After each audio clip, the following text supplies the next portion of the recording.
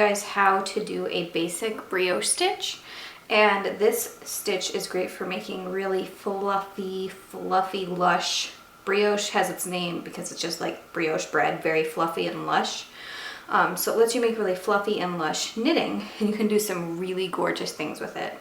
And also if you hate purls, which depending on the day, I just don't feel like doing purl stitches sometimes, this is the way that you can accomplish making a ribbed garment. So normally it would be knit one, purl one, but you can make a ribbed garment without having to purl at all.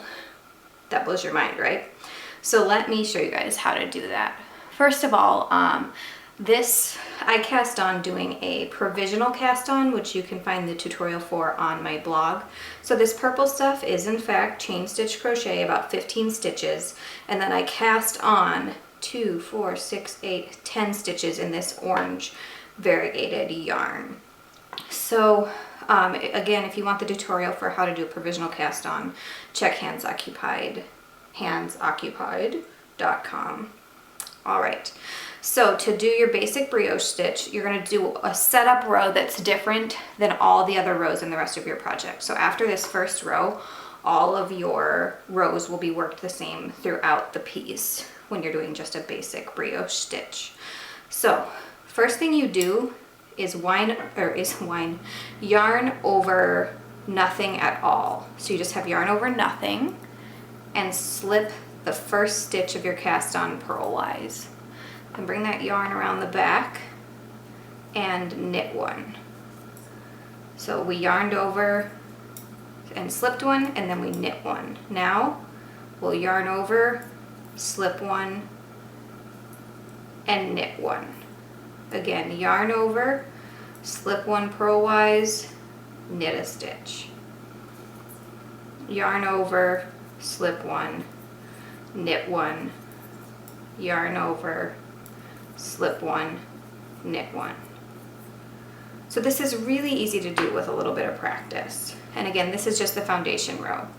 So you're noticing that while you cast on 10 stitches, there's now 2 stitches for every one that you yarned over and slipped, and 1 stitch for every stitch you knit. So there's a few more than those 10 stitches.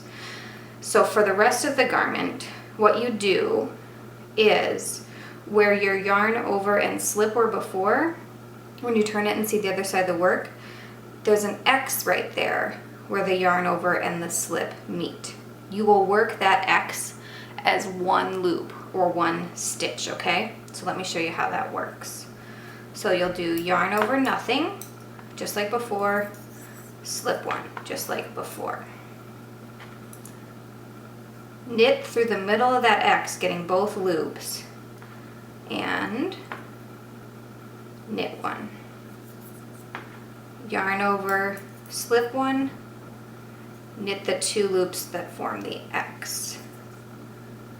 Yarn over and slip one, knit the 2 loops that form the X. Yarn over, slip one, knit the 2 loops that form the X, and yarn over, slip one, knit the 2 loops that form the X. Alright, so again, every row from now on will be worked like the second row we just worked. And what you're creating, which I've got an example of conveniently, is a very fluffy, let me zoom out a little here, very fluffy and lush rib stitch without having to do any purling at all. Isn't that cool? So you'll see how stretchy this is. This was a cast on of that same yarn I was demoing with, of about, I think it was 34 stitches that I cast on. And this is the cowl I made with it.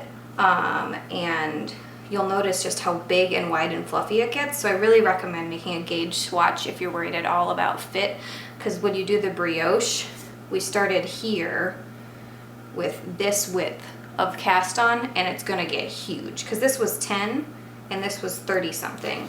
So it grows as you go. And I have the full pattern for making this nice rainbow brioche cowl on the blog, and I'll have yarn information in the description of this video. So yeah, go to the blog for the tutorial on how to do the full cowl, but that is your basic right-handed brioche stitch. And I will make a lefty version like usual, so look for that on the YouTube channel. Thanks!